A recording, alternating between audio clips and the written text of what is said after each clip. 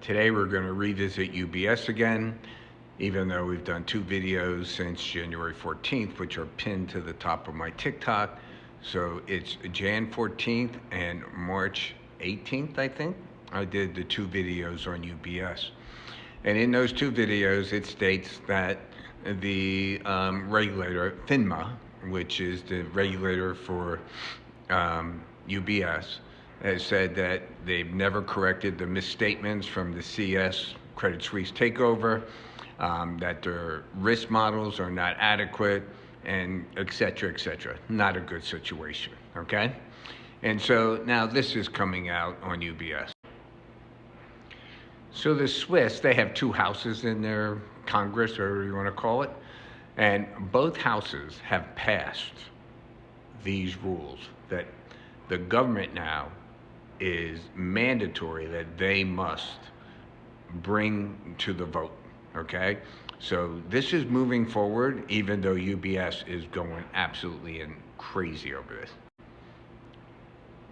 So these four proposals, they've been passed, okay?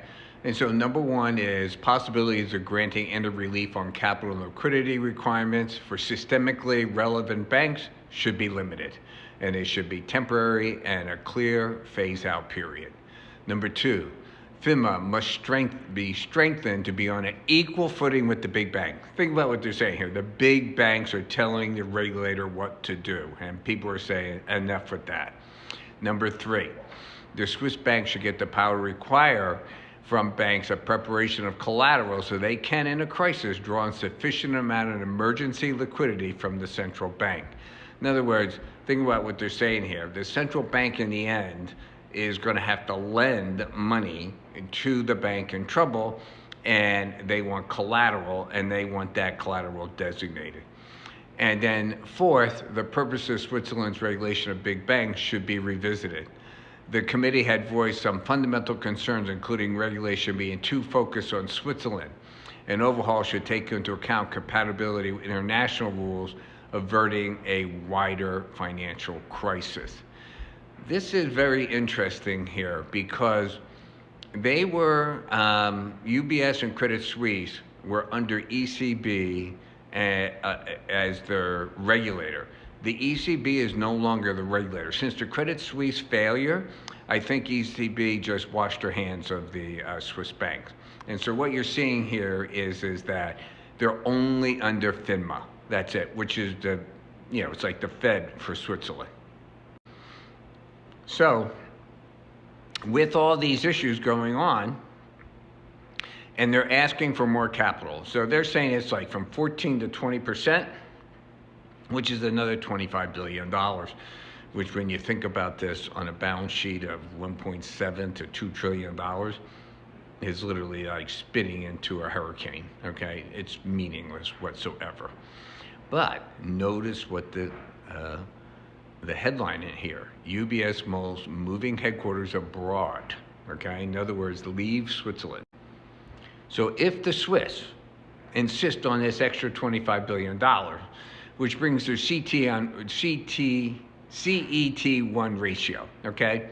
This is what we call BS numbers, okay? The CET1, because the big banks have to hold 4% capital against their trading portfolios, against everything, 4%.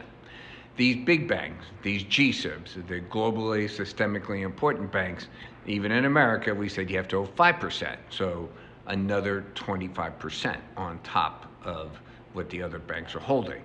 Now, we can argue forever if 4% is even remotely enough, which it is not, okay? But that doesn't matter. So they create these core capital ratios, which are just total BS.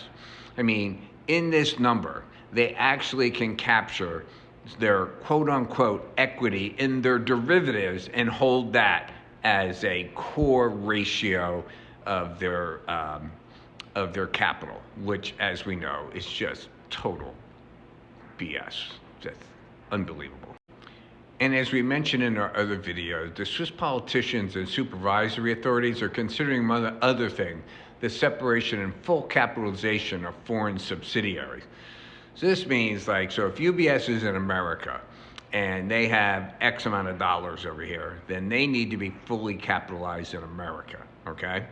And UBS doesn't want that to happen. UBS says, we want to count that against our Swiss capitalization. We explained this in the other video, so I go suggest that you watch it. But their basic argument is that they will be economically impossible to operate in such a high capital ratio, okay?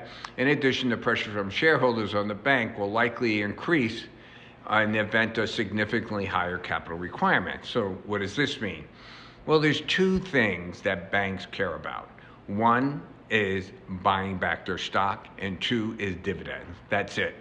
The reason being is that we have our common equity, and the common equity is nothing more than your price times the number of shares outstanding. And that gives you your capital that you can write losses off against. So think about it. What they're saying here is that if they're forced to hold higher capital ratios, they'll be able to buy back less stock. They're going to pay less dividends, so the share price may or may not go up. And then finally, one thing that will absolutely happen is the executives will not be able to be paid this much money. So what does this mean to us, and why do we care? Well, the first thing is UBS is shopping for a new sugar daddy, because remember what we said in the last video. If you add up every bank in America, every savings and loan, every credit union, add them all up, they're about 20% of the GDP of the United States, 20%. When you look at UBS with their $1.7 to $2 trillion balance sheet, and then the economy in Switzerland is 800 to 900 billion. I've seen two numbers, pick your number, doesn't matter. It looks like somewhere between 200 and 300% is the UBS bigger than the Swiss economy.